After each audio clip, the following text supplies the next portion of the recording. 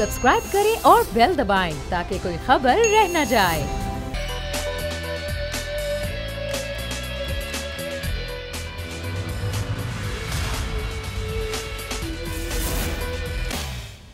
बिस्मिल्लाहिर्रहमानिर्रहीम, अस्सलाम वालेकुम। प्रोग्राम में मैं सुमैया रिजवान आपको वेलकम कहती हूँ। नाजरीन, वैसे तो सियासी गहमा गहमी बड़े उरूज पर है। एक तरफ गिलगित बल्तिस्तान के इलेक्शन में चंद रोज़ बाकी रह गए हैं, एक दूसरे बयानात भी दिए जा रहे हैं, लेकिन सबसे ज़्यादा जो गंभीर सूरत हाल है मुल्क में वो है कोरोना की। हम देख रहे हैं कोरोना वायरस एक बार फिर फैल रहा है और एक्टिव केसेस भी बढ़ चुके हैं। अब तक 20,000 की तादाद हो गई है। डेथ भी रोज़ाना हो रही हैं। एक दिन में 24 अफराद जो हैं ज़िंदगी की बाजी हार गए। अब तक 7,000 अफराद जो हैं वो जाँ बहक हो चुके हैं इस वायरस से। ज़ाहिर है इस पर NCOC के अपने इक़दामात भी हैं और अब जो इक़दामात उठाए जा रहे हैं वो इस तरह से उठाए जा रहे हैं कि ना सिर्फ एक लॉकडाउन कई इलाकों में स्मार्ट लॉकडाउन भी किया गया है, कई शहरों में किया गया है, बल्कि ख़ास तौर पर जो कहा गया कि शादी हॉल्स और मार्केट्स जो कि कोरोना का गढ़ साबित हो रही हैं, इनके हवाले से भी इक़दाम उठाए गए हैं और शादी हॉल्स की जो है वो बंदिश पर जो है वो गौर किया गया। और अब ये कहा गया है कि बैंक्वेट्स, ये जो बंद हॉल्स होते हैं, वहाँ पर अब शादी के फंक्शंस नहीं हो सकेंगे, बल्कि ओपन एयर में जो है ये तमाम तर मामलात किए जाएँ। तो आज हम ज़रा इस पर डिस्कशन करेंगे। मेरे मेहमान मेरे साथ मौजूद हैं। तारुफ करवा मुझे कराची स्टूडियो से ज्वाइन करें पाकिस्तान पीपल्स पार्टी से नादिर गबोर साहब, पाकिस्तान मुस्लिम लीग नून से मेरे साथ मौजूद हैं निसार चीमा साहब, और ज़रा इस पर बात करेंगे राना रईस साहब मौजूद हैं, प्रेसिडेंट हैं ऑल पाकिस्तान शादिया एसोसिएशन। राना साहब, मैं सबसे पहले आपसे गुफ्तगू आगाज़ करना चाहूँगी। आप लोग तो कह रहे हैं कि हम नहीं मानेंगे, हुकूमत जो इक़दाम उठा रही है कि वायरस फैल रहा है तो ये बंद शादी हॉल्स हो जहाँ पर AC होता है, बैंक्वेट होता है, यहाँ पर शादियाँ ना हो, शादी के फंक्शंस ना हो, ओपन एयर में हो। तो आप लोगों के क्या तहफ़्फ़ुज़ात हैं? क्या आप नहीं मानेंगे हुकूमत के इक़दाम को? देखिए, हमारा वो वाहिद सेक्टर है पाकिस्तान के अंदर जिसको 6 माह के बाद खोला गया। हाँ। और उसको बगैर किसी रिलीफ के खोला गया और 2 माह के लिए इन्होंने दोबारा जब खोला है 6 माह की बंदिश के बाद जी। उस पीरियड में हमने सिर्फ और सिर्फ बुकिंग की थी, पार्टी की थी, और उसके अंदर भी उस फेडरल और प्रोविजनल गवर्नमेंट ने हमारे तमाम एम्प्लॉइज के आगे सरप्राइज विजिट करके कोविड टेस्ट करवाए थे और वो सब नेगेटिव थे। हम तमाम SOPs को फॉलो करा रहे हैं। क्या सिर्फ शादी हाल वाले अलियाने पाकिस्तान के लिए कुर्बानी देंगे? मतलब हमने पहले भी 6 माह ये वाइट सेक्टर था, सिर्फ और सिर्फ वाइट सेक्टर शादी था जिसको ब्रीदिंग स्पेस ही मिला। रेस्टोरेंट्स को भी खोला गया टेक अवे के नाम पे, स्कूल की फीसें चलती रही ऑनलाइन के नाम से। हमारे कारोबार को ना रिलीफ दिया है ना इन्होंने खोला। 6 माह के बाद खोल के 2 माह के लिए हमने बुकिंग किया, हम पुराने एडवांसेस वापस कर रहे हैं, हमारे ऊपर लायबिलिटी चढ़ी है। तकरीबन पाकिस्तान के अंदर 7 से 8 मिलियन जो हमारे लेबर है, हमारे लेबर है और जो हमसे अलाइड इंडस्ट्री है। देखिए, एक बहुत बड़ी इंडस्ट्री है जिसके अंदर तमाम कारोबार आके अलाइड हो जाता है। केटरिंग हाउस है, फ्लावर्स है, फोटोग्राफर है, एक्सेट्रा, बहुत सारे लोग हैं। 7 से 8 मिलियन लोग। गवर्नमेंट का क्या काम नहीं है कि इनको फिर अगर ये बंद करने का सोच रहे हैं तो पहले हमारा वाला रिलीफ तो दें, ये तो पैकेज में अनाउंस करें, ये भूखे मर जाएंगे। अच्छा, ये बात हो रही है कि जी हम ग्राउंड्स के ऊपर अरेंज करेंगे, तो मुझे आप ये बताएं क्या बनता है? अगर कोई वेंटिलेशन हम अपने बैंक्वेट हॉल में कर सकते हैं, आप ये बताएं, कंस्ट्रक्शन होती है उसके ऊपर जो विंडो बनती है वो किस लिए होती है? वेंटिलेशन के लिए होती है। हम अपनी विंडोज खोलते हैं, डोर्स खोलते हैं, एयर कंडीशन को शट ऑफ करते हैं, आप SOP को और रिस्ट्रिक्ट कर दें। आप इसका चेक एंड बैलेंस बढ़ा दें। हमने CCTV कैमरास लगाए हैं, आप उसके अंदर देख सकते हैं। अगर हमारी वायलेशन होती है आप उसको परमानेंट सील कर दें जब तक ये। यानी कि आप ये कह रहे हैं कि जो वायलेशन करें उनको बंद करें, सारे बैंक्वेट्स हॉल को बंद ना करें, आप ये कह रहे हैं? एग्जैक्टली। आप देखें, ये 6 माह आधा साल का पीरियड होता है, इसके अंदर आप लोगों ने इनको कोई पैकेज नहीं दिया है। वो बेचारे जो डेली वेजर है उसका क्या कसूर है? 20 से 30 लाख लोग डेली वेजर हैं, वो रोज खाते हैं, रोज कमाते हैं। वो 6 माह से उनका क्या हाल था? हमारी भी अब बस हो चुकी है। बात समझने की कोशिश करें।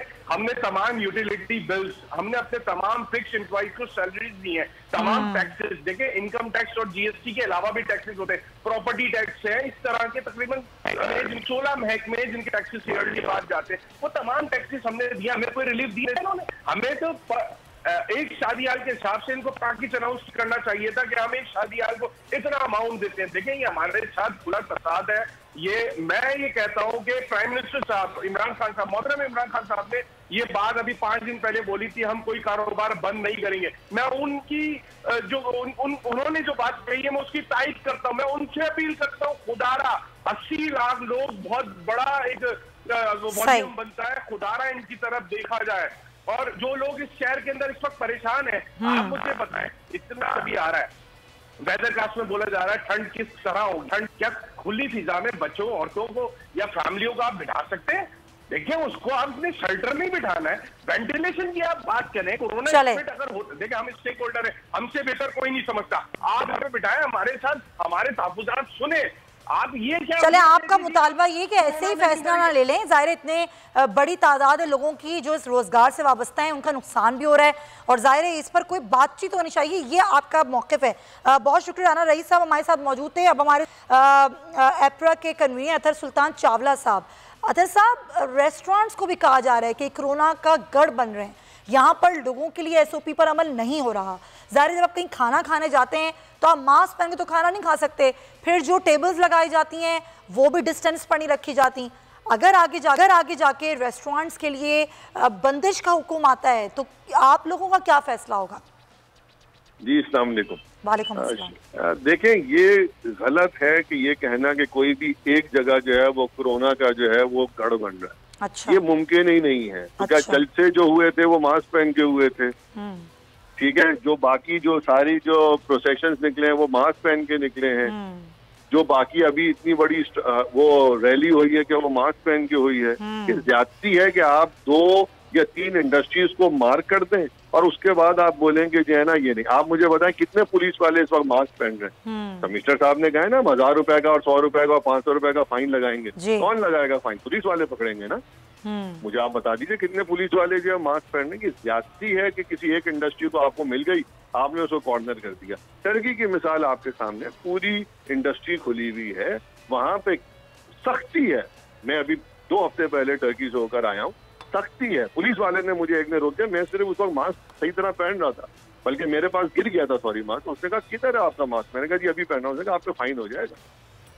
कोई दुकानदार अंदर नहीं आने देता, लेकिन वहाँ पे फिर गवर्नमेंट उसको इन्फोर्स करती है। आप लोगों ने कितना इन्फोर्स किया है इस बात पर कि रेस्टोरेंट्स यकीनी बनाएं कि वहाँ पर SOP पर अमल भी हो रहा हो, लोग मास्क भी पहने? मैं तमाम मीडिया को कह रहा हूँ, कभी भी किसी भी जगह आप लोग आ जाएं, आप लोग अननोन तरीके से आए और आप देख लें जब आप एंटर होती हैं तो आपको क्या कहा जा रहा होता है। जाहिर सी बात है, जब आप एंटर होंगे हम तो उसी वक्त कहेंगे खाने की टेबल पे बैठ के पूरी दुनिया में कोई नहीं कह रहा कि मास्क पहनो। कह कौन रहा है?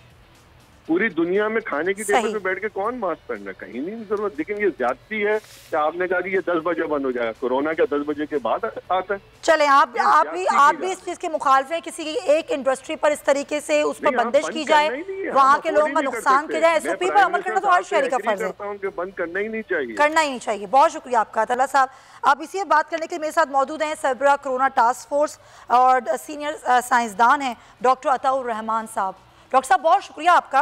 अब जाहिर है कोरोना के केसेस भी बढ़ रहे हैं, पूरे पाकिस्तान में हम देख रहे हैं, ना सिर्फ एक्टिव केसेस बढ़ रहे हैं, अमवात भी बढ़ रही हैं।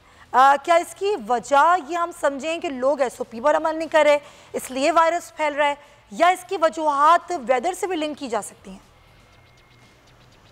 इसका जो ज्यादा वजह जो समझ में आती है वो यही है कि लोग एहतियात नहीं कर रहे। मौसम के साथ भी ये अक्सर वायरसेस जो हैं वो ज्यादा फैलते हैं। जैसे फ्लू का वायरस है वो सर्दियों में ज्यादा फैलता है, लेकिन ये पहली सर्दियां हैं जिसमें हम ये वायरस का सामना कर रहे हैं इस खित्ते में। और आपने देखा कि यूरोप में, अमेरिका में और हमारे यहाँ भी ये वायरस ये बढ़ना शुरू हो गया है। तो ज्यादा वजह जो है इसकी वो है कि हमने रिलैक्स हो गए हैं, मास्क नहीं पहन रहे, जो सारे प्रोटोकॉल्स हैं उनको फॉलो नहीं कर रहे, जिसकी वजह से मसाइल ये पैदा हो रहे हैं। तो जब तक कि हम अपने SOPs पे सही तरीके से अमल नहीं करेंगे, जब तक ये मामला बढ़ता जाएगा। और मैं ये भी कहता चलूँ कि ये जो वैक्सीन के बारे में काफी जो आजकल कल से ये शोर मच रहा है कि अमेरिका में ये फाइजर की और बायोनटेक के साथ मिलकर ये पाकिस्तान के लिए बिल्कुल बेकार होगी, क्योंकि यहाँ पे वो -80 डिग्री का इंफ्रास्ट्रक्चर ही नहीं है। ये आप इसके लिए पूरी एक कोल्ड चेन चाहिए होती है, तो हवाई जहाज से लेकर अस्पताल तक, तो फिर 2 दफा इसको वैक्सीन देनी है 3-3 हफ्ते के दरमियान में। तो हमारे लिए वो वैक्सीन ठीक नहीं है। जो दूसरी वैक्सीन डेवलप हो रही है वो ज्यादा मुफीद है। अभी फिलहाल हमारे सामने बस एक ही रास्ता है, क्योंकि ना कोई दवाई है ना कोई वैक्सीन है। तो डॉक्टर साहब, वो जो वैक्सीन जिस पर दूसरी वैक्सीन पर क्लिनिकल ट्रायल हुए हैं, उस पर अब तक कितना काम हुआ है? वो वैक्सीन कब तक कारआमद होगी? वो भी जो है बहुत अच्छे क्लिनिकल ट्रायल फेज 3 में ये भी मुकम्मल हुआ है, दूसरों की भी तकरीबन मुकम्मल हो गए। कोई 12 कंपनियां हैं जो इस वक्त वैक्सीन जो हैं जो फेज 3 क्लिनिकल ट्रायल्स के आखिरी स्टेजेस में हैं या मुकम्मल कर लिए हैं, और उन सब के रिजल्ट जो हैं वो अच्छे आ रहे हैं। अच्छा। और उनमें ये -80 डिग्रीज का मरहला नहीं है, मसला नहीं है कि आपको -80 डिग्रीज पे रखना है, क्योंकि वो पाकिस्तान और डेवलपिंग कंट्रीज के लिए तो बेकार है ये की वैक्सीन। अच्छा। उम्मीद है कि अगले 4 से 6 महीने में ये क्लिनिकल ट्रायल्स कंप्लीट होके, और कई कंपनियां हैं पाकिस्तान के अंदर, तो 2 कंपनियां इस वक्त क्लिनिकल ट्रायल्स कर रही हैं। एक सिनोफार्म है और एक और चाइनीज कंपनी है। सिनोफार्म कराची में, कराची यूनिवर्सिटी में जो इदारा है international centre for chemical and biological science, उसके साथ हो रहा है, और दूसरी जो चाइनीज कंपनी है वो NIH के साथ कर रही है। तो मुझे उम्मीद है कि कम से कम इन दोनों में से या तो दोनों या कम से कम एक वैक्सीन जो है ये डेवलप होकर और पाकिस्तान में मुनासिब दामों में मुहैया हो जाएगी इंशाल्लाह। लेकिन डॉक्टर साहब, इस तरीके से स्पाइक बढ़ रही है, अब आगे अगले 2 महीने में क्या सूरत हाल देख रहे हैं आप? ये केसेस यहीं तक रुक जाएंगे या फिर ये केसेस बढ़ते हुए दिखाई दे रहे हैं? जून में जो सूरत हाल थी उससे तो बेहतर है, लेकिन अगर इसी तरह केसेस बढ़ते रहे तो दिसंबर जनवरी में हम कहाँ खड़े होंगे? ये बिल्कुल बढ़ सकते हैं और काफी ज्यादा बढ़ सकते हैं। पिछली दफा जो जून का जो गुजरा है उससे भी ज्यादा हालत खराब हो सकती है। अच्छा। सेकंड वेव जो यूरोप में और अमेरिका में आई है, सेकंड वेव, वो पहली वेव के मुकाबले में ज्यादा फैली है, ज्यादा खतरनाक रही है। तो ये अगर हमने सही तरीके से, वैसे तकरीबन 4000 मकामात हैं जहाँ पे इस वक्त लॉकडाउन है मुल्क के अंदर, और ये रोजाना की बुनियाद पर ये इसकी मॉनिटरिंग होती है, तो हुकूमत की पॉलिसी तो बेहतरीन है। लेकिन अगर ये लोगों ने अगर साथ नहीं दिया और सही तरीके से प्रोटोकॉल्स को फॉलो नहीं किया, खासतौर पे आप देखें हवाई जहाज भरे हुए जाते हैं, और पहले बीच में एक सीट लाजमी खाली थी, अब वो खत्म कर दिया है, तो हवाई जहाजों से बहुत ज्यादा ये फैल रहा है। और इसी तरह से दूसरे जगहों पे जो SOP फॉलो नहीं हो रहे उसकी वजह से ज्यादा फैल रहा है। लेकिन इंशाल्लाह फिर भी बहुत हालात बेहतर है पाकिस्तान के, अगर आप अमेरिका से मुकाबला करें, बिल्कुल से मुकाबला करें या बहुत से दूसरे यूरोप के ममालिक से, तो अल्हम्दुलिल्लाह यहाँ बहुत सिचुएशन बावजूद इसके के फैल रहा है फिर भी बहुत ज्यादा बेहतर है। हिंदुस्तान में 40-50 हज़ार से लाख के दरमियान रोजाना केसेस हैं, अमेरिका में तो लाख से क्रॉस कर चुका है रोजाना, हमारे यहाँ फिर भी 1000-1500 केसेस के करीब हैं, जो कि तकरीबन 700% बढ़े हैं। पहले 200 तक आ गए थे, अब 1500-1600 तक पहुँच गए, लेकिन फिर भी मुकाबला तक बहुत बेहतर है। लेकिन हमें फिर भी ये करनी है पूरी तरीके से, हमें एहतियात फिर भी लाजमी रखनी है। बहुत शुक्रिया आपका डॉक्टर अता, आपके कीमती वक्त का शुक्रिया। उस्मान सईद बसरा साहब पाकिस्तान तहरीक इंसाफ से में ज्वाइन कर चुके हैं, शौकत बसरा साहब में पाकिस्तान तहरीक इंसाफ से ज्वाइन कर चुके हैं। लेकिन पहले मैं नादिर कपूर साहब आपसे बात करना चाहूँगी, जब कोरोना इतना फैल रहा है तो हर शहरी का फ़र्ज़ है ना कि वो SOP पर अमल करे, लेकिन जो सियासतदान हैं वो ना सिर्फ जलसे भी कर रहे हैं, इंतखाबी मुहिम भी चला रहे हैं, रैलियाँ भी निकाल रहे हैं, क्या उनका फ़र्ज़ नहीं बनता कि ख़ासतौर पर गिलगित की बात करूँ जहाँ पर वायरस की शरह सबसे ज़्यादा है, क्या आप लोगों का फ़र्ज़ नहीं बनता कि इस वायरस की सूरत हाल के पेश नज़र इन रैलियों को, इन जलसों को, इंतखाबी मुहिम को फ़िलहाल मौक़र कर दिया जाता? सेहत से बढ़ के तो कोई चीज़ नहीं है। आपने काफ़ी अच्छे पॉइंट्स रेज़ किए हैं। देखिए, हमने हमारे चेयरमैन ने एटलीस्ट एक रोल मॉडल बन के सामने आए हैं कोरोना के इशू के ऊपर, कि कहीं भी अगर जाते हैं तो वो एहतियात करते हैं, हाथ किसी से नहीं मिलाते, मास्क पहनते हैं, सोशल डिस्टेंसिंग का भी ख्याल रखते हैं। और जो हमने जलसा किया, सोशल डिस्टेंसिंग हो सकती है, इतने लोग होते हैं एक जलसे में। आज नगर का ही जलसा देख लें, अभी थोड़ी देर पहले आप उनके बिलावल साहब के सिर्फ क्लिप्स देखें कि किस तरह वो अपने आप को कंडक्ट करते हैं पब्लिक में। और जो हमारा जलसा भी हुआ था कराची के अंदर, मैं खुद उसकी मैनेजमेंट में हिस्सा था, हमने लाखों की तादाद में वहाँ पे मास्क फ्री ऑफ कॉस्ट बांटे थे, और हमने रिक्वेस्ट की थी लोगों को कि सोशल डिस्टेंसिंग मेंटेन करें। और जो एटलीस्ट आप कैमरे में अगर आप देखें रिकॉर्डिंग उसकी दोबारा, तो हमने जो कुर्सियाँ भी हमने सेटअप की थी उस पर स्पेस रखा था काफ़ी। ये मैं दिखा रही हूँ, देखें हमारे प्रोड्यूसर साहब दिखा रहे हैं ये कौन सी स्पेस है, कहाँ स्पेस है। आपके सवाल के और जो नगर में और गिलगित बल्तिस्तान के मुख्तलिफ इलाकों में जो अभी इंतखाबी मुहिम चल रही है, जिस तरह वहाँ पर लोग हैं, क्या आपको लगता है इससे तो वायरस और फैलेगा? आप सही फरमा रही है, बिल्कुल फैलेगा। देखिए दूसरा हिस्सा जो आपके सवाल का था कि लोगों को खुद एहतियात करनी चाहिए। अब हम तो लोगों को समझाते हैं, इंस्ट्रक्शंस देते हैं, मगर लोग नहीं समझते। अब जिस तरह आपने देखा कि जो हमारे रेस्टोरेंट एसोसिएशन के प्रेसिडेंट थे और शादी हॉल के प्रेसिडेंट थे, ये खुद काफ़ी समझदार लोग हैं, मगर ये खुद भी मानने को तैयार नहीं है कि हमने एहतियात को स्ट्रिक्ट करना है। ये देखें सिर्फ बातें होती हैं कि आप मास्क पहन के रेस्टोरेंट पे आओ। मैं भी गया हूँ पिछले दिनों 1-2 रेस्टोरेंट्स में, वो सिर्फ एंट्रेंस के लिए रिक्वायरमेंट होती है। अंदर आप जाओ तो उसी कैशियर के पास आप खड़े होकर पेमेंट्स कर रहे होते हो, वो फिर आप जब करेंसी एक्सचेंज करते हैं तो उससे भी फैलता है। कोरोना से देखें बच नहीं सकते। अब ये एहतियात तो कर सकते हैं ना। अब हैदराबाद शहर जब से ज़्यादा शरह है कोरोना वायरस की, जहाँ पर हम कोई इकदाम हुकूमत के नहीं देख रहे लॉकडाउन के, तो दूसरी शरह गिलगित बल्तिस्तान है जहाँ पर 15% है केसेस, एक्टिव केसेस। अगर आप ये कहें कि जो सियासतदान हैं जिनका पहले फ़र्ज़ बनता है कि जी हम ऐसी कोई भी एक्टिविटी रखेंगे ही नहीं जहाँ पर लोग इकट्ठे हों, लोग आपस में सोशल डिस्टेंसिंग को भूल जाएं, ज़ाहिर जलसों में और इंतखाबी मुहिम में तो हो ही नहीं सकती ना, ये तो पॉसिबिलिटी ही नहीं है। अपने कायद को देखकर, अपने लीडर को देख के लोग वैसे ही आउट ऑफ कंट्रोल हो जाते हैं। तो आप नहीं समझते, दिल पर हाथ रख के बताइए कि बेहतर ना होगा कि इस स्पाइक को रोका जाए?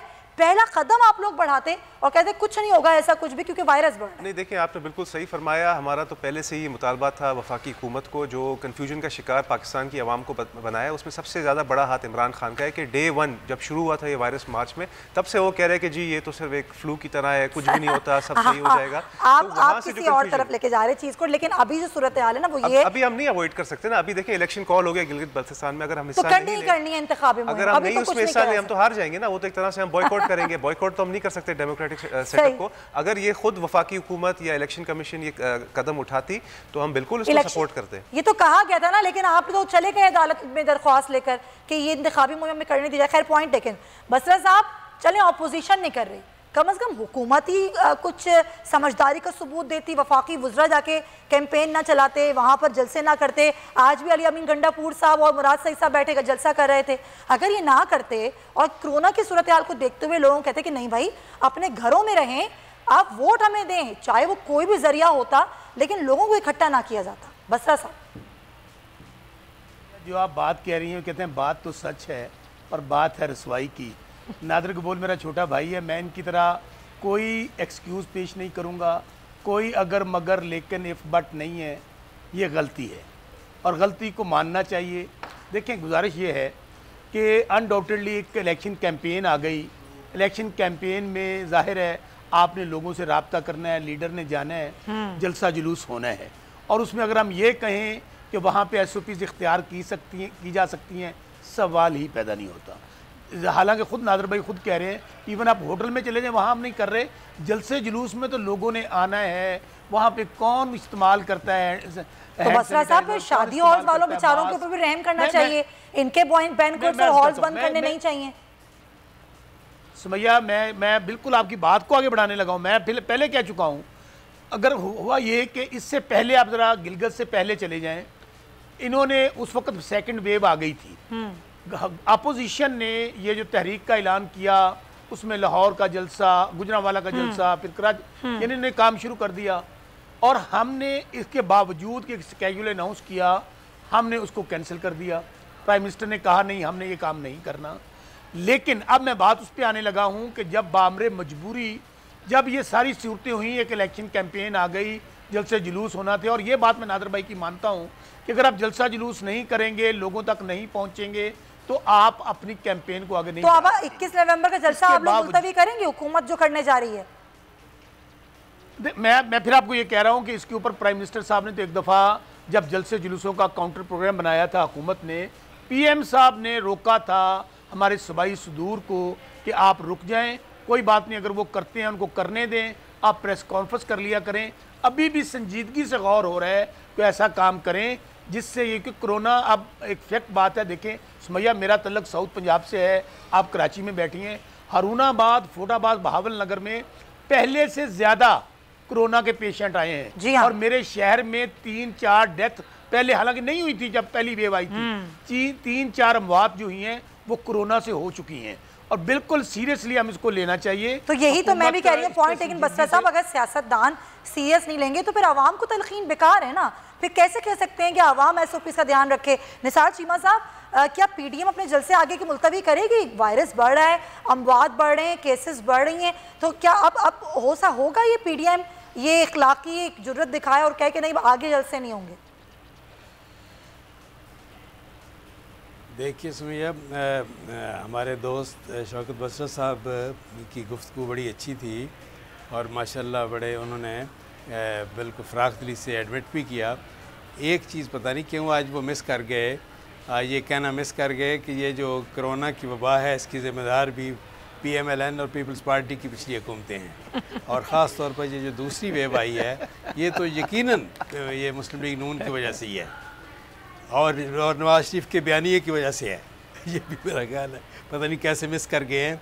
देखिए गुजारिश ये है कि दूसरी वेव जो है कोरोना की बिलाशुबा हम सब के लिए बड़ी अलार्मिंग है, तशवीशनाक है और इसके हवाले से सबको ये है कि SOPs पे अमल करना चाहिए। हुकूमत की बुनियादी ज़िम्मेदारी है कि पब्लिक को, आवाम को सेंसिटाइज़ करे, उनको एजुकेट करे और उनको अपनी ज़िम्मेदारियों से आगाह करे और SOPs पे। तो आप लोगों की कोई जिम्मेदारी नहीं है? अभी ये जो मैं दिखा रही हूँ, ये हमारी टेलीविजन स्क्रीन पर जो हमारे प्रोड्यूसर साहब दिखा रहे हैं, ये मरियम साहिबा के इर्द गिर्द इतने लोग इकट्ठे हैं कि एक सेकंड ना, सिर्फ मरियम औरंगजेब साहिबा ने मास्क पहना हुआ है।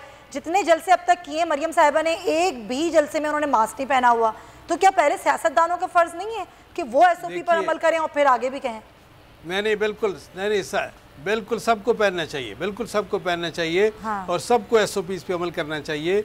लेकिन जिस तरह मैं गुजारिश कर रहा हूँ कि बुनियादी जिम्मेदारी हुकूमत की, हुकूमत कोई भी पॉजिटिव स्टेप लेगी इस हवाले से, कोरोना के हवाले से, किसी हवाले से भी, तो मैं ये कहता हूँ कि हम जो है आगे बढ़कर, अपोजिशन जो है आगे बढ़कर हुकूमत से ताउन करेगी। कोई आगे बढ़े तो सही। वो अगर MCOC ये फैसला लेती है कि जी आपको जैसे शादी हॉल्स की बंदिश का आ गया, अब PDM के जलसे भी नहीं होंगे, तो कहीं आप लोग ये तो नहीं कहेंगे कि ये दुश्मनी निकाली जा रही है, ये जमहूरियत खतरा हो गया है, ये सियासत हो रही है?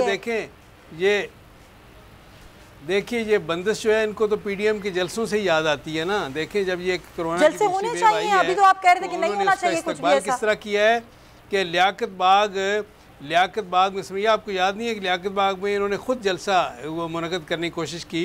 ये अलग बात है कि अवाम ने जलसे में शमूलियत से इनकार कर दिया, नहीं आए, खाली कुर्सियाँ रहीं, लेकिन इन्होंने तो मुनक़द करने की भरपूर कोशिश की।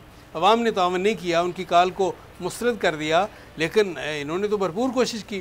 फिर यह है कि देखें सारे जो हैं वो आज सारे एजुकेशनल इंस्टीट्यूशन खुले हैं, मैरिज हॉल्स खुले हैं, ये हुकूमत की जिम्मेदारी है ना। जो भी ये कि शॉपिंग मॉल्स खुले हैं, बाज़ार खुले हैं, लेकिन इस हवाले से ये बात सही है, मैं एग्री करता हूँ कि एक तरफ ये महंगाई ने अवाम का जीना मुश्किल कर दिया है, दूसरी तरफ ये है कि बिजनेस जो है इनको भारत। चले मैं ब्रेक ले लूँ, महंगाई की बात भी मैंने करनी है और ज़रा ये नून लीग के बयानिए के साथ बाकी PDM की जो जमातें हैं वो कहाँ तक और किस हद तक खड़ी हैं, इस पर ही बात करेंगे इस ब्रेक के बाद। Stay with us.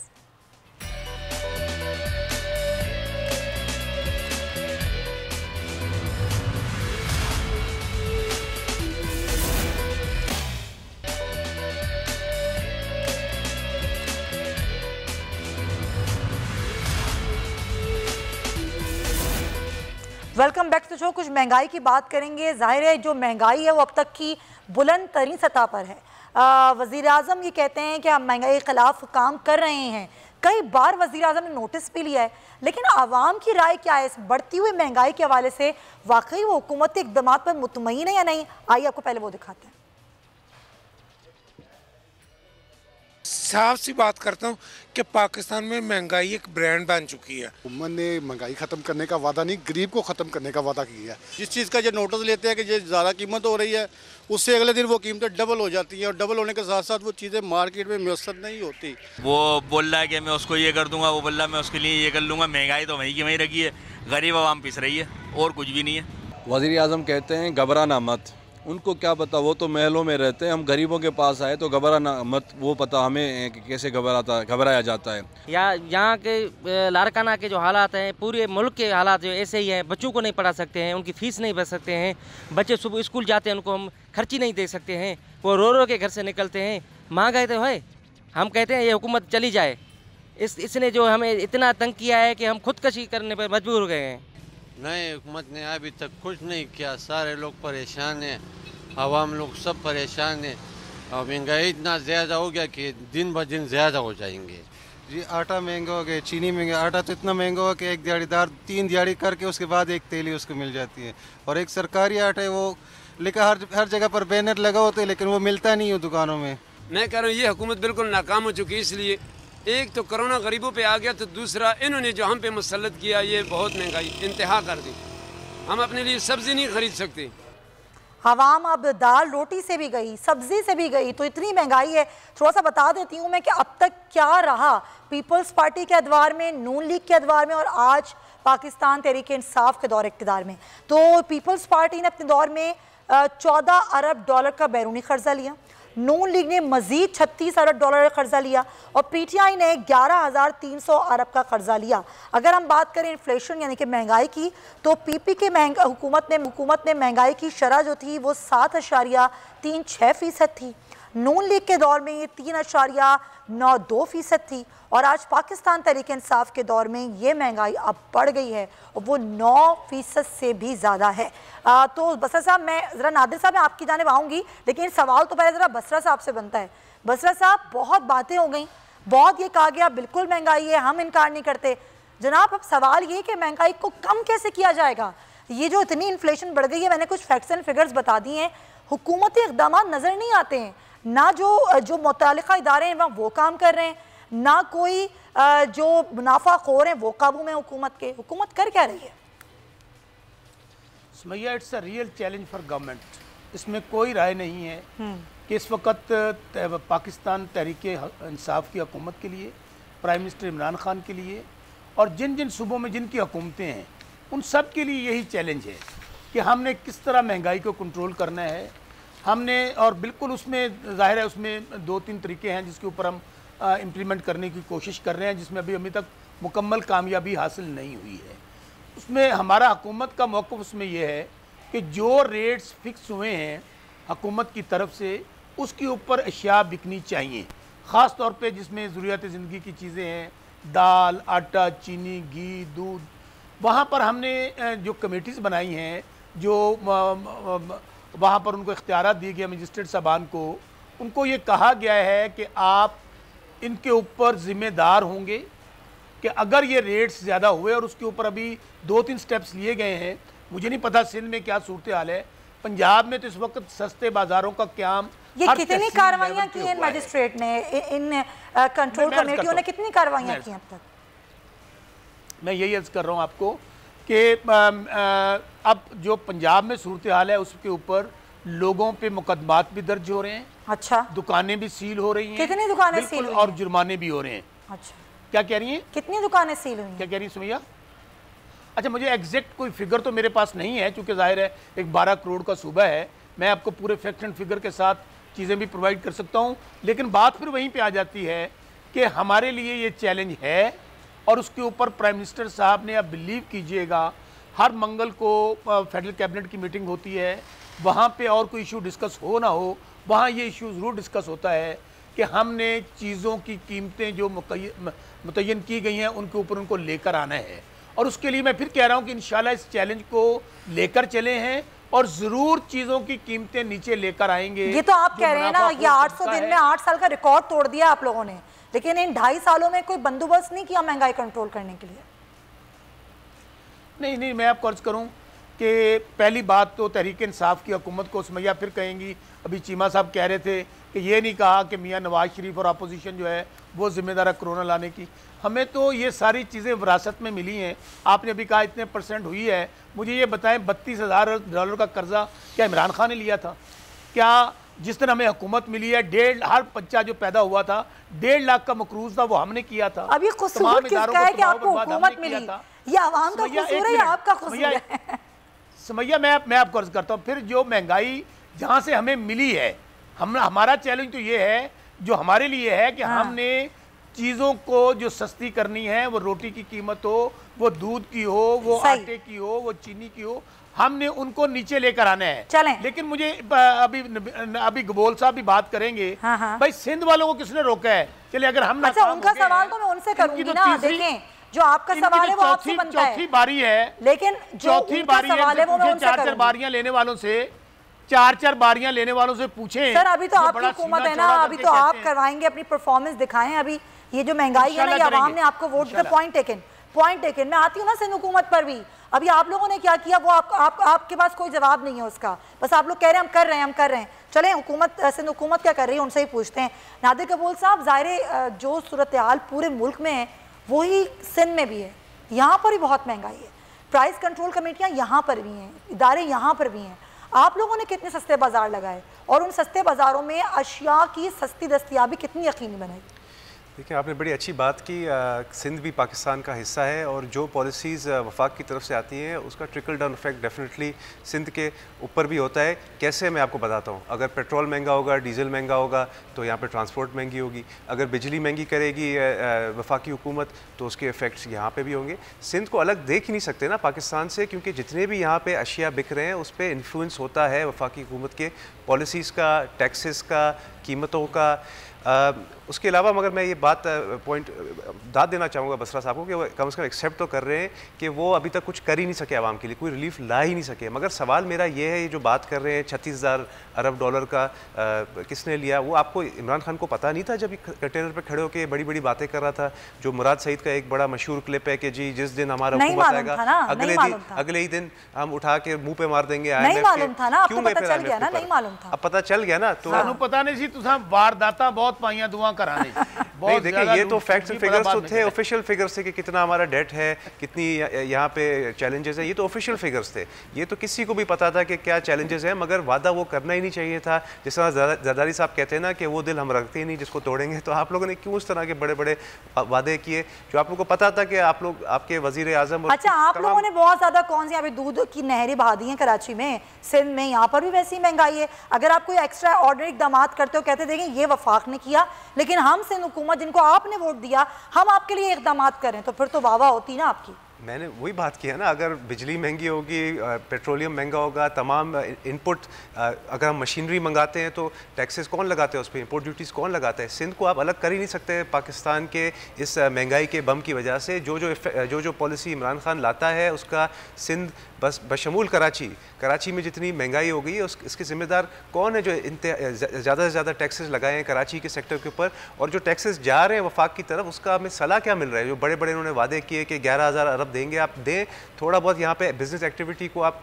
बूस्ट करें ताकि फिर रोज़गार भी बढ़ेगा, महंगाई भी इंशाल्लाह उसी से कम होगी। एक पूरी इकोनॉमिक टीम होती है, आपके पास इकोनॉमिक टीम ही नहीं है। पहले आपने अपने असद उमर साहब को बोला था कि जी हमारा ये बड़ा कोई साइंसदान है इकोनॉमिक्स के ऊपर, मगर वो बाद में खुद ही आपने एक्सेप्ट करके उसको फारिग कर दिया। चलें पॉइंट, लेकिन आप कह रहे हैं कि हम ज़ाहिर वफाक की जो पॉलिसीज़ हैं उन्हीं पर कारबंद है, हमारे अपना हम कुछ नहीं कर सकते, एक्स्ट्रा ऑर्डिनरी हमारे को इकदाम हो सकते हैं। अल्लाह का शुक्र ये मैं बता सकता हूँ आपको कि हमारे यहाँ पे रेस्टोरेंटों में कुत्ते का गोश्त वगैरह नहीं बिकता है। यहाँ पे जो फूड अथॉरिटी वगैरह है, अल्लाह का शुक्र है वो काम कर रही है यहाँ पे। सर ये किसको पता है कहाँ बिकता है और कहाँ नहीं बिकता, ये तो बाद में पता चलता है। अच्छी चेकिंग होती है यहाँ पे। जिस तरह लाहौर में तो कौवा बिरयानी और कुत्ते का गोश्त का कढ़ाई मिल जाता है, अल्लाह का शुक्र है कराची और सिंध पूरा बचा हुआ है फिलहाल। चलें ये आप दावा करें पॉइंट टेकन। अंसार चीमा साहब, जो हुकूमतें नहीं कर पाई या अभी पाकिस्तान तहरीक इंसाफ की हुकूमत नहीं कर पाई और आप कहते हैं कि गलत पॉलिसीज़ हैं, लेकिन जो सूरत हाल मुल्क की है, अगर मुस्लिम लीग नून की हुकूमत होती तो क्या ऐसी जादू की छड़ी थी आपके पास कि सब कुछ ठीक होता?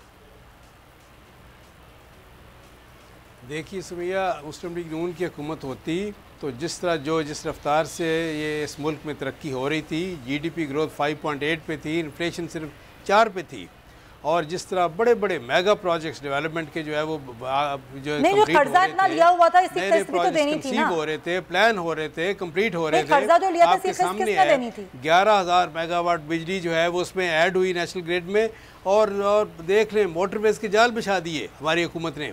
बात यह है कि इस हुकूमत के लिए चैलेंज क्या है? चैलेंज सिर्फ ये है कि मैं आपको बताऊं कि बसरा साहब से सही कह रहे थे कि चैलेंज ये है कि हमने कीमतें कम करनी हैं। जिस रेट पे, जिस स्टैंडर्ड पे, जिस मेयार पे आपको कीमतें मिली थी, जिस लेवल पे, जिस सतह पे आप लोगों ने कर्जा चढ़ाया, उसकी किस्तें भी तो उन्होंने देनी थी ना, किस्त देने के लिए उन्होंने कर्जा लिया, वो कर्जा उनको महंगी शराइत पर मिला। आप उस लेवल पे ले आए, आपके लिए कोई समिया मेरी बात सुन लें, आप जिस सतह पे आपको कीमतें अगस्त 2018 में मिली थी आप उस लेवल पे ले आए, आपके लिए कोई चैलेंज नहीं रहेगा, मैं आपको यकीन दिलाता हूं। कैसे ले आए सर, वही तो बात है ना, अब चीजें बिल्कुल पेट्रोल पॉइंट देके मैं वापस आके आपका मौक़िफ़ जो है वो कंटिन्यू करूंगी इस ब्रेक के बाद। स्टे विद अस।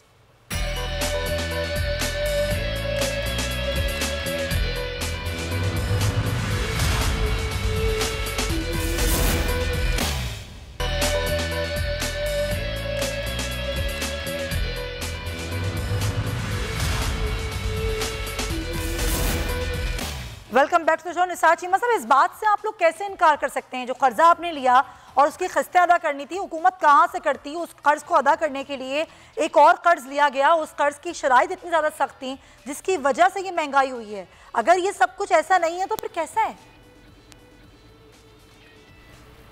समिया, गुजारिश ये है कि हम जो कर्जे लेते रहे, IMF के पास भी गए, हम बाकी इदारों के पास गए, लेकिन हमने उसका ट्रिकल डाउन इफेक्ट जो है, एक तो ये कि आवाम पे नहीं होने दिया। हमने अशियाए खुर्दोनोश, गैस, बिजली, पेट्रोल की कीमतें नहीं बढ़ने दी, और दूसरी बात ये जो कर्जे लिए हमने मेगा प्रोजेक्ट लगाए। आप देख लें 11,000 मेगावाट बिजली जो नेशनल ग्रिड में ऐड की, वो ऐसी तो नहीं की जो हज़ार किलोमीटर जो के पे मुश्तमिल जो मोटरवेज के जाल बिछा दिए कि ऐसी बच के। बात यह है कि इन्होंने क्या किया है, आप ये देख लें, एक मेगा प्रोजेक्ट BRT पेशावर का जो हाल इन्होंने किया आपके सामने है। बात यह है, मैं आपको बताऊँ कि अगर ये है कि उस सतह पर ये कीमतें लाने में कामयाब हो जाएँ जिस सतह पे इनको मिली थी अगस्त 2018 में, तो हम ये समझेंगे कि इनको वाकई ये है कि ये इस काबिल है कि ये हुकूमत कर सकते, तो ये मानना पड़ेगा कि ये नाअहल भी हैं और नाअहल भी हैं, और बिल्कुल ये निकम्मे हैं और बिल्कुल, और अगर कम कर दें तो फिर आप लोग मुतालबा तो वापस ले लेंगे ना। इनकी रुखसी जो है मुल्क और कौम के मफाद में ज़रूरी है। नहीं तो फिर अगर वो कम कर देंगे तो मुतालबा वापस हो जाएगा कि नहीं जाएं घर, ये हुकूमत रहे फिर पूरे साल। मैं आपको यकीन दिलाता हूँ कि अगर उस सतह पे ये कीमतें ले आए तो अपोजिशन जो है वो आवाम की तायद से महरूम हो जाएगी, और अगर ये नहीं ला सकते तो मैं जो नहीं ला सकते, यकीन ये चूंकि निकम्मे हैं, नालायक हैं, नाअहल हैं, इस वजह से ये कि इनकी रुखसी जो है आवाम के, कौम के, मुल्क के मफाद में है। चलें बसरा साहब, ये बिजली के महंगे मुआहदे तो आप लोगों ने किए, ये बार बार जो आपको नेपरा कहता है बिजली महंगी करो और महंगी होती जाती है, इसमें तो फिर किसी का भी कसूर नहीं है। सुमैया, वो कहते हैं इनकी सादगी पे मर ना जाए कोई। अंदाज़ा करें वो मीर भी कितने सादा हैं, जिनके सबब हुए बीमार उसी अतार के लौंडे से दवा लेते हैं। आप भी उनके साथ मासूम बन रही हैं। हमने तो अभी तक कोई बिजली का मुआहिदा नहीं किया। सर मैं तो मासूम नहीं बन रही, मैं तो फैक्ट्स एंड फिगर्स पे सवाल कर रही हूं। मैं आपको सुने मैं, आप बड़ी मासूम ना बने, आपको भी पता है कि इन्होंने क्या क्या वारदातें डाली हैं और क्या क्या। देखें, इनको चाहिए ये चीमा साहब को ये कहने से पहले ये कहें कि जी हम बड़ा दिल करते हैं, हम चूंकि कौम गरीब हो गई थी, हमने वारदातें डाली थी, हमने मनी लॉन्ड्रिंग की थी, टैक्स चोरी किया था, पैसा कमाया था, दिहाड़ियां लगाई थी, तो हम ये रकम वापस करते हैं कौम के खजाने में। 7 अरब तो वापस कर दें जो जुर्माना हुआ है इनको, और मियां साहब बाहर चले गए। अच्छा सुने, आप कम अज कम ये जितनी लुटा हुई दौलत है ये तो वापस करें। दूसरी बात ये है कि ये कितने मासूमियत से बात कर देते हैं, आप वापस इतनी मासूमियत से वापस कर देंगे, ये कैसी बात कर दिया? समैया, जाहिर है बड़ी मेहनत की है, इसीलिए यही तो रोना धोना है। बड़ी मेहनत से इन्होंने वो कट्टे वाला, दूध वाला, मज वाला, भैंस वाला, पता नहीं कहाँ से बेचारों ने वारदातें डाल के माल इकट्ठा किया, वापस तो नहीं करेंगे, इसलिए तो बाहर भाग गए हैं। इसीलिए तो ये अब इदारों को भी आंखें दिखा रहे हैं कि आप क्यों माल हमारी लूट मार के मुतल्लिक पूछ रहे हैं, क्यों हमारी वारदातों के मुतल्लिक पूछ रहे हैं। अच्छा, जहाँ तक बात है ना दूसरी, ये इनको ये मुझे यकीन माने बड़ी हंसी, वो पंजाबी कहते हैं हादसा निकलना, जब ये बातें करते हैं मेरा हादसा निकल जाता है। ओ भाई, आप कौम को बताओ कि किस तरह वारदात डालनी है, किस तरह कमीशन खाना है, निकल रही है क्या अगर आप एक मिनट आपको गरीब का इतना एहसास होता, महंगाई का इतना एहसास होता चीमा साहब, तो मुझे ये बताइए कि आप कौम के साथ गरीब क्यों नहीं हुए? आपके घर में फाके क्यों नहीं है? आपके बच्चों के पाँव में जूती क्यों नहीं है? वो तो बच्चे माशाल्लाह अरबों खरबों में खेल रहे हैं। आज मियां साहब जिस घर में रह रहे हैं, यानी कि सियासतदान अगर गरीब हो जाएंगे तो मान लिया जाएगा कि वाकई महंगाई, अदरवाइज तो महंगाई जो है वो नहीं है। चले, पॉइंट टेकन। बसरा साहब का अपना मौक़िफ़ है, हुकूमत कह रही है हम इक़दाम कर रहे हैं। ये पीपल्स पार्टी हो या फिर नून लीग हो, गबोल साहब, ये जो PDM की सारी जमातें इकट्ठी हुई हैं, क्या वाकई ये यही चाहती हैं कि आवाम को रिलीफ मिले, आवाम का भला हो? क्योंकि कोई ख़ास बात तो नहीं होती आवाम के लिए। देखिए बिल्कुल हमारा गोल यही है कि आवाम को रिलीफ मिले, क्योंकि हम अवामी लोग हैं, आवाम के साथ बैठते हैं, हमारी सियासत कॉन्स्टिट्यूंसी की सियासत है, आवाम की सियासत है। तो जब हम आवाम के पास जाते हैं, अपनी कॉन्स्टिट्यूंसी में जाते हैं, तो वो उनकी जो आंखों में आंसू और जो उनके जो बताते हैं कि घर में बच्चे भूख मर रहे हैं और कुछ माएँ मजबूर हो गई ख़ुदकुशी करने के लिए, तो हम बैठे नहीं रह सकते थे। हालांकि हमने सोचा था, जरदारी साहब ने भी सोचा था कि इमरान खान को पूरा मौका दिया जाए कि वो अपने आप को खुद ही रुसवा करे और उसकी। कितने पैसे निकाल दिया आपने इन लोगों के लिए अपने पास से? देखिए हम तो दे रहे हैं, वो तो ज़कात एक इस्लाम का भी एक हिस्सा है, अपना देते हैं, अल्लाह का शुक्र है। उसके अलावा बिलावल साहब ने भी बहुत ज़्यादा आटे की बोरियां और अशिया बांटी थी कोरोना के दौर में। मगर बात सारी ये है कि जो इनका एक सबसे बड़ा आटा और चीनी चोर जो इनके पास बैठे हुए हैं, जहांगीर तरीन और खुसरो बख्तियार जैसे लोग। जहांगीर तरीन आपको पता है वापस आ गया है, क्यों नहीं उसको एयरपोर्ट पर अरेस्ट किया? अगर पीपल्स पार्टी का कोई होता है ये लीडर उसको एयरपोर्ट पर अरेस्ट करते। उसमें आप लोगों के भी नाम है, लेकिन मुझे वैसे कराची में या सिंध में कोई ऐसी नजर नहीं आते इकदाम कि भाई आप लोग कहें ये रिलीफ कैंप्स हैं, यहाँ पर आ जाएं, हुकूमत अपने पास से पैसा निकाल रही है, अपना पैसा आवाम पर लगा रही है, क्योंकि आवाम का बहुत दर्द है। अगर वाकई ऐसा ना होना शुरू हो जाए ना, तो फिर ये खाली ज़ुबानी दावों की ज़रूरत नहीं रहेगी। खैर इसी बात पर प्रोग्राम का वक्त खत्म होता है। तमाम हज़रात का बहुत शुक्रिया। जाते हुए बस मैं यही कहना चाहूँगी, चाहे वो गिलगित बल्तिस्तान के इलेक्शन हो या आने वाले 2023 के इलेक्शन, सियासतदानों को ये बात समझनी होगी कि सिर्फ ज़ुबानी कलामी दावे नहीं करने। अगर आपको वोट चाहिए तो अमलन कुछ करके इस अवाम के लिए दिखाना होगा, वरना अवाम आपको रिजेक्ट कर देगी। इंशाल्लाह आपसे कल मुलाकात होगी। अपना ख्याल रखिए। अल्लाह हाफ़िज़।